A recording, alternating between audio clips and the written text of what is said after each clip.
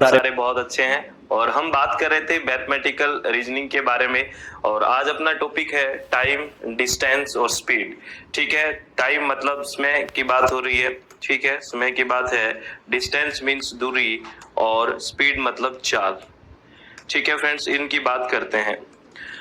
तो यहाँ से जो क्वेश्चन आता है आपका, वो ट्रेन वगैरह के क्वेश्चन बहुत आते हैं। ठीक है, तो बहुत ही बेसिक सी बातें होती है, बहुत सिंपल होती है, ज्यादा दिमाग मतलब गड़बड़ नहीं करना है। तो ये जो वीडियो है, इसमें जितने भी आपको फॉर्मूलेज की बात की जाए, जितनी बातें बताए ना, उनको अच्छे से याद करना। फिर अपन नेक्स्ट वीडियो में इनकी प्रैक्टिस कर लेंगे। तो बहुत ही चित्त को शांत करते हुए इन चीजों को आपको सुनना है। यहाँ आपके नोट्स में एक बात नहीं लिखी हुई है। कुछ जो यूनिट्स होती हैं वो स्केलर होती हैं, यानी कि अदिश राशियां जिसको बोलते हैं। ठीक है, और कुछ होती हैं वेक्टर यानी कि सदिश, जिसमें दिशा का ज्ञान होता है। ठीक है, मैं आपको एक एग्जांपल से समझा देता हूं। जैसे आपने कहा कि एक गाड़ी जा रही है, वो 50 किलोमीटर पर हार की स्पीड से जा रही है। आपने क्या कहा? एक गाड़ी जा रही है, वो 50 किलोमीटर पर हार से जा रही है। तो आपने उसकी स्पीड बता दी, चाल बता दी। लेकिन अगर आप चाल के साथ साथ अगर ये कह देते हैं कि गाड़ी जा रही है 50 किलोमीटर पर हार की स्पीड से जा रही थी, लेकिन वो नॉर्थ डायरेक्शन में जा रही है, यानी कि आपने साथ में दिशा भी बता दी हो, तो उसको कहते हैं वेलोसिटी। चाल नहीं कहेंगे, उसको कहेंगे वेलोसिटी यानी कि वेग। क्या कहेंगे? वेलोसिटी यानी कि वेग। मेरी बात आप समझ रहे हो? तो यहाँ से यूजीसी नेट ने एक दो बार क्वेश्चन पूछा है, और बहुत सारे पेपर्स ऐसा पूछते हैं, यूजीसी नेट पूछ सकता है अभी। ठीक है, तो जैसे डिस्टेंस है, जो दूरी है, तो आपसे ये पूछ सकता है कि दूरी स्केलर राशि है या फिर वेक्टर है, यानी कि दूरी एक सदिश राशि है या अदिश राशि है। तो दूरी एक क्या है, इसमें कोई दिशा का नहीं होता। बोल दिया कि 5 किलोमीटर, तो 5 किलोमीटर में कहीं भी आपको दिशा नहीं पता लग रही, आपको डायरेक्शन का पता नहीं लग रहा। यानी कि जिस यूनिट में हमें डायरेक्शन का पता नहीं लगता है, उसको स्केलर या अदिश राशि कहते हैं। और जिस यूनिट में हमें डायरेक्शन का पता लग जाता है, उसको वेक्टर या सदिश कहते हैं। जैसे चाल, स्पीड भी क्या है? एक तरह से स्केलर है, क्योंकि चाल 80 किलोमीटर पर हार, तो इसमें कोई डायरेक्शन का पता नहीं है। तो ये चीज आपको ध्यान रखनी है कि स्केलर वो होता है जिसमें डायरेक्शन का पता हमें नहीं होता है, और वेक्टर वो होता है जिसमें हमें डायरेक्शन या दिशा का पता होता है।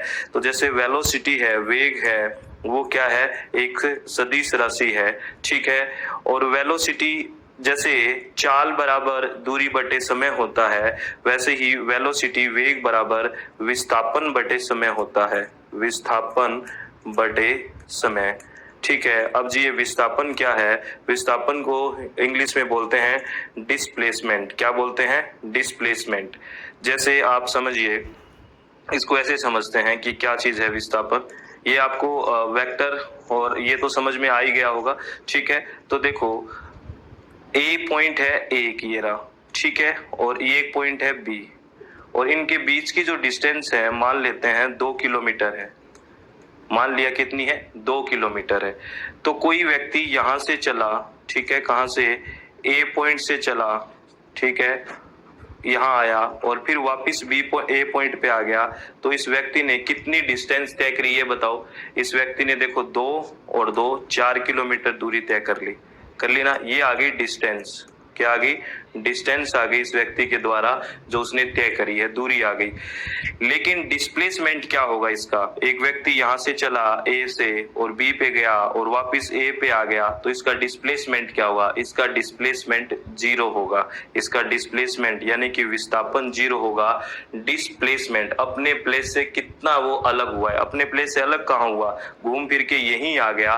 तो डिस्प्लेसमेंट तो 0 होएगा, लेकिन डिस्टेंस 0 नहीं होगी। डिस्टेंस दोनों तरफ से जुड़ जाएगी, क्योंकि डिस्टेंस में दिशा को इंक्लूड नहीं करते हैं, डिस्प्लेसमेंट में दिशा को या डायरेक्शन को इंक्लूड करते हैं। ये बात आप समझ गए होंगे।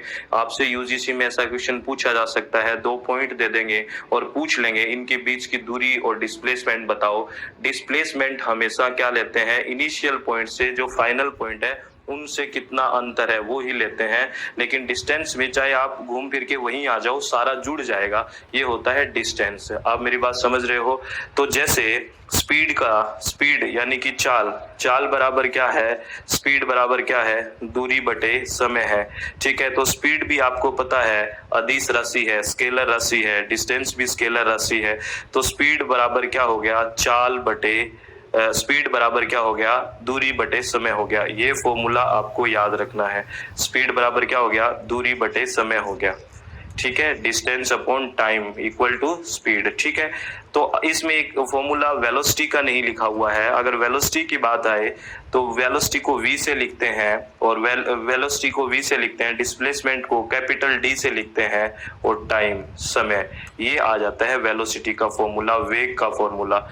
जैसे चाल के बराबर तो दूरी बटे समय होता है, वैसे वेग के बराबर विस्थापन बटे समय होता है, क्योंकि यहाँ भी डायरेक्शन पता होती है, यहाँ भी डायरेक्शन का पता होता है।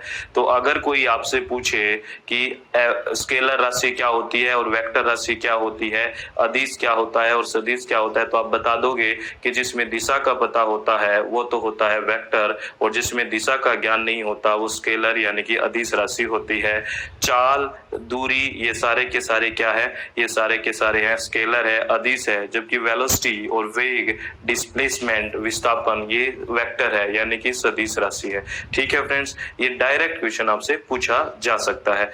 अब ये फॉर्मूला है ना, स्पीड बराबर दूरी बटे समय, speed equal to distance upon time, यही फॉर्मूला सारे क्वेश्चन करा देगा। बस इसको घुमाना है, इस फॉर्मूले को घुमाते रहना है। हर क्वेश्चन में यही फॉर्मूला इधर से उधर घूमेगा और सारे क्वेश्चन हो जाएंगे। पढ़ने में क्वेश्चन बहुत टफ लगते हैं ये, लेकिन करोगे बिल्कुल चित्त को शांत करके तो बहुत आराम से हो जाएंगे।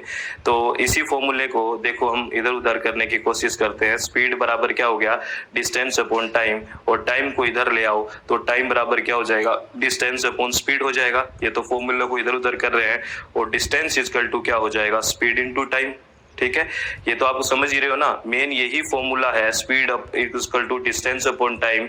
अगर इसी को हम अगर हमें टाइम के बराबर निकालना होगा तो डिस्टेंस अपॉन स्पीड आ जाएगा, और हमें डिस्टेंस बराबर निकालना होगा तो स्पीड इनटू टाइम हो जाएगा। ये इधर उधर करना तो आता है ना, ठीक है ना, इसमें तो कोई दिक्कत नहीं है। ठीक है फ्रेंड्स, तो अगर बात करें स्पीड और टाइम में क्या रिलेशन है बताओ। ये स्पीड है और ये टाइम है, क्या रिलेशन है, इनवर्स का रिलेशन है, 1/, का रिलेशन है। अगर डिस्टेंस को 1 मान लें तो स्पीड प्रोपोर्शनल टू 1/t हो जाएगा, 1 टाइम हो जाएगा। ये सारे रिलेशंस एक फॉर्मूले से ही, इसी से निकल रहे हैं। ठीक है ना, ये समझना है, और इसी फॉर्मूले को याद रखेंगे तो सारे क्वेश्चन हो जाएंगे। ठीक है, ये बात है। तो स्पीड इनटू डिस्टेंस अपनी बात हो गई।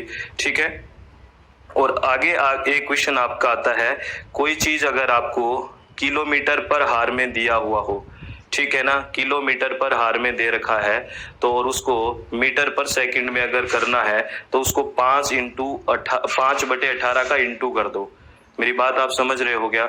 आपको बहुत से क्वेश्चन किलोमीटर पर हार में दिया होगा और आंसर आपको मीटर पर सेकंड में वो पूछेंगे। ठीक है, अगर कोई चीज किलोमीटर पर हार में दे और आपको आंसर मीटर पर सेकंड में निकालना हो तो 5/18 का आपको इंटू करना होगा। ये राशि याद रखना। ये क्यों करते हैं मैं आपको समझा दूंगा, लेकिन ये याद रख लेना, वहां आप यहाँ समझ लेना और एग्जाम में याद करके जाना वो बात। ठीक है फ्रेंड्स, समझ रहे हो ना? यानी कि किलोमीटर हार को अगर मीटर पर सेकंड में चेंज करते हैं तो 5/18 का इंटू कर देते हैं। करते क्यों है मैं आपको बता देता हूं। किलोमीटर को, ये किलोमीटर है, इसको किस में चेंज करना है हमें, मीटर में। तो आपको पता है 1 किलोमीटर में 1000 मीटर होते हैं, और हार को 1 घंटे को सेकंड में चेंज करना हो तो आपको पता है 1 घंटे में मिनट कितने होते हैं, 60, और सेकंड कितने होते हैं, 60। ठीक है ना, यानी कि एक घंटे में मिनट कितने होते हैं, 60, और 1 मिनट में सेकंड कितने होते हैं, 60। यानी कि 3600 का भाग दे देंगे, यानी कि किलोमीटर पर हार को मीटर पर सेकंड में बदलने के लिए 1000/3600 आ जाएगा। 0 से 0 कट गया। ठीक है, 10 कितना आ गया, 36 आ गया, और इसको बदल देंगे, 2 से काट देंगे, 2 5 10, तो 1836, तो इसलिए 5/18 आता है यहाँ पे। याद रखना है, ये बहुत इंपॉर्टेंट बात है। एक एक चीज को बड़े आराम से सुनना है, तसल्ली से सुनना है, और इस हर चैप्टर में 2-3 बातें हैं जो आपको याद रखनी है, जिससे एग्जाम में आपको टाइम ना लगे।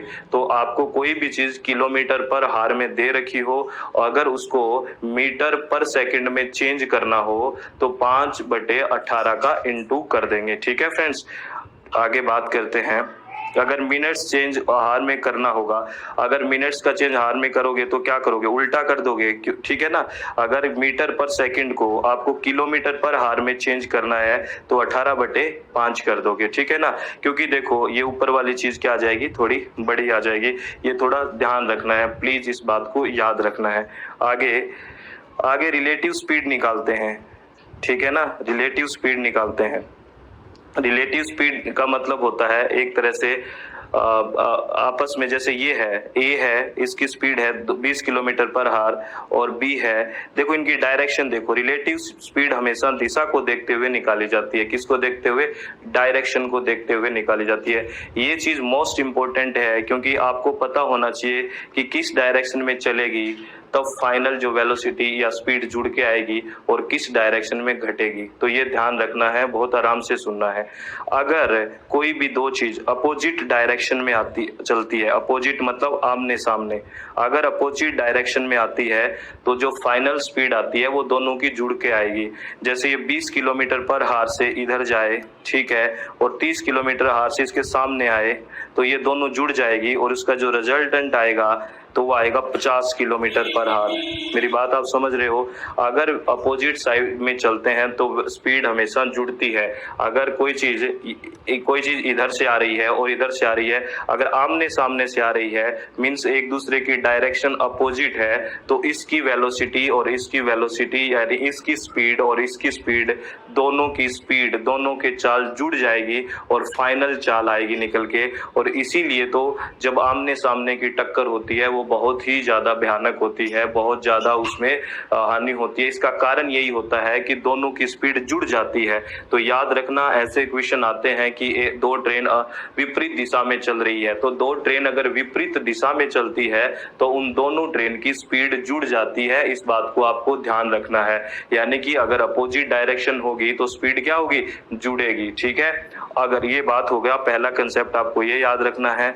और दूसरा कंसेप्ट इसी डायरेक्शन में ये याद रखना है, अगर दो ट्रेन या कोई भी दो सेम डायरेक्शन में चले, यानी कि चलने की दिशा सेम हो, जैसे यूं चल रही है, यूं चलेगी सेम दिशा में, तो याद रखना जो रिजल्टेंट होगा वो दोनों का घट के फाइनल स्पीड आएगा। जैसे इसका मान लेते हैं 20 किलोमीटर पर हार है और इसका 30 किलोमीटर पर हार है, तो फाइनल आएगा 10 किलोमीटर पर हार।